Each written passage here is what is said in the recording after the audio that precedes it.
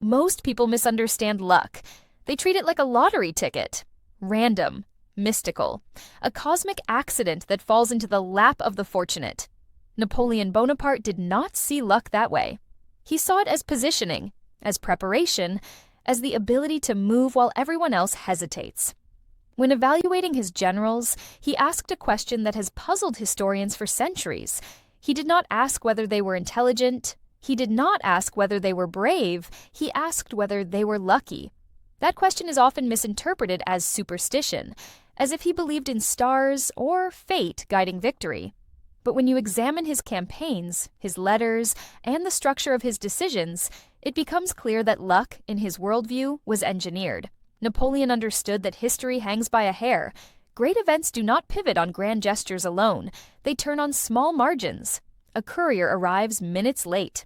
A battalion misreads terrain. Weather shifts at a critical hour. Morale weakens slightly at the wrong moment. These fragile details determine outcomes. Ordinary observers look back and call the result lucky or unlucky. Napoleon saw fragility in real time and acted before the thread snapped.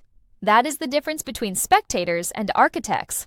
Luck, for him, was not passive fate. It was disciplined readiness combined with speed. Many men prepare, few act decisively when uncertainty is highest. Napoleon thrived in incomplete information. He did not wait for perfect clarity. He assessed, chose, and executed. He placed himself in positions where accidents could be exploited rather than suffered. When chaos erupted, he did not freeze. He converted confusion into leverage. This is what he meant when he sought lucky generals. He wanted men who consistently found themselves on the favorable side of volatility. Not because fortune smiled on them, but because they understood timing, foresight, and decisive movement. Luck was competence under pressure. Even his references to destiny or his lucky star were strategic. Soldiers fight differently when they believe their leader is inevitable. Confidence alters morale. Morale alters performance. Publicly projecting destiny strengthens cohesion.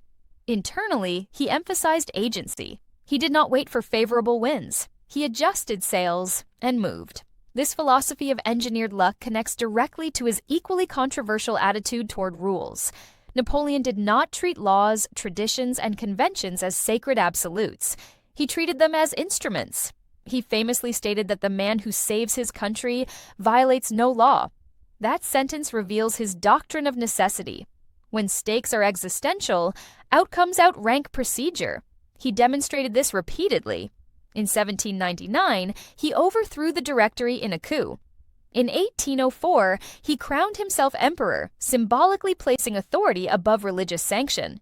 In 1806, he dismantled the Holy Roman Empire, restructuring centuries of political architecture. Neutral territories were violated when strategy demanded it.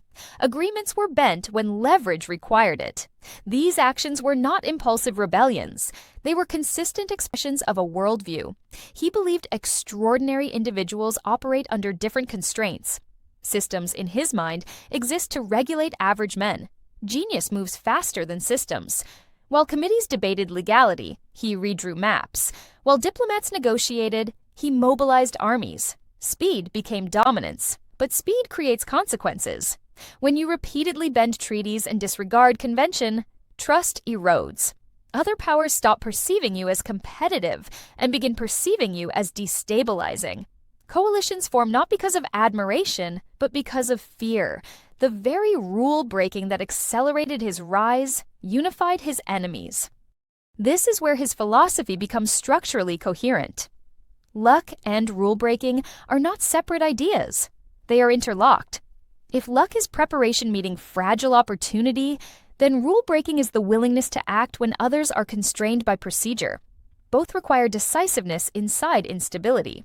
Both reject hesitation. Both assume that delay is more dangerous than risk. Napoleon saw chaos as raw material. Most people seek certainty before action.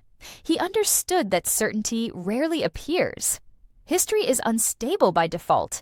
The question is not whether fragility exists. It is who exploits it first. His worldview rested on three silent assumptions. History is fragile. Power belongs to those who act first.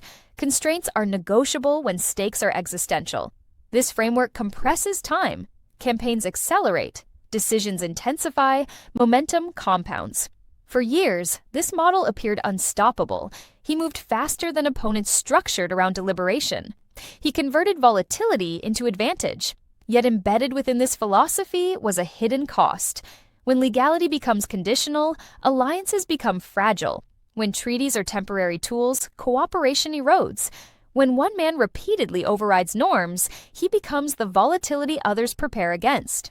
Over time, Napoleon was no longer merely exploiting instability. He became the destabilizing force Europe organized to contain. The invasion of Russia exposed the limits. Overconfidence met geography, climate, and logistics. Supply lines stretched beyond sustainable margins. Winter compounded exhaustion. The fragile thread he once mastered finally snapped.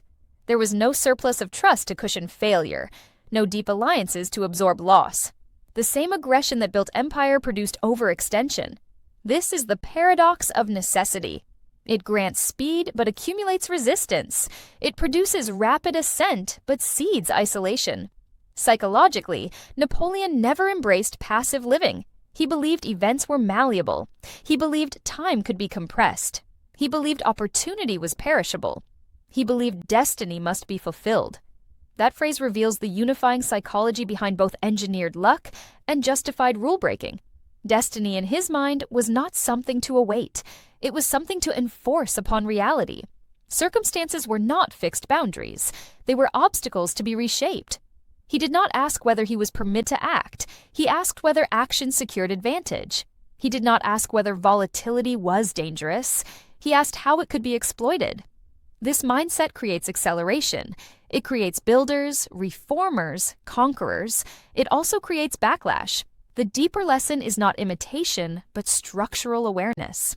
Engineered luck requires relentless preparation and the courage to move without certainty. Rule bending requires calculation and awareness of cumulative resistance. Aggression without foresight becomes collapse. Hesitation without courage becomes irrelevance. Napoleon mastered volatility for years because he saw fragility before others did. He broke conventions because he valued outcome over procedure. Those two beliefs formed a unified operating system. Prepare obsessively. Move first. Treat rules as instruments, not shackles. Assume history is fluid. For a time, that philosophy bent Europe. Then, it bent back. The coalitions that eventually defeated him learned from his model. They avoided decisive engagement. They stretched his resources. They weaponized geography and patience. They refused to play the game on his preferred tempo. The man who thrived on instability encountered opponents who absorbed volatility instead of collapsing under it. Luck did not abandon him. The structural conditions shifted. Fragility still existed, but the margins narrowed. The cost of rule-breaking compounded. Trust deficits accumulated, momentum reversed. His life demonstrates both the power and the limit of decisive agency. Luck is rarely mystical. It is often engineered positioning within fragile moments. Rules are rarely sacred absolutes. They are stabilizing mechanisms. Breaking them creates velocity, but also opposition. Destiny in his worldview was not prophecy. It was disciplined aggression applied to circumstance. That belief created one of the most accelerated rises in European history and one of its most dramatic collapses. The lesson is not whether luck exists. It is whether you position yourself to exploit fragility without becoming the instability others unite to destroy. It is whether you can move decisively without overextending the margin that protects you. It is whether you understand that every act of necessity carries cumulative cost. Napoleon refused passive fate. He engineered circumstance. He treated uncertainty as leverage. For years, that approach dominated a continent. Eventually, the same forces he manipulated recalibrated against him. Engineered luck and justified rule-breaking are powerful tools. Used with discipline, they create transformation. Used without restraint, they generate resistance that compounds quietly until the thread snaps. Napoleon understood fragility better than most men of his era. He mastered volatility. He moved first. He bent rules. He believed destiny must be fulfilled. And in fulfilling it, he revealed both the power and the peril of living as if history itself were clay in the hands of will.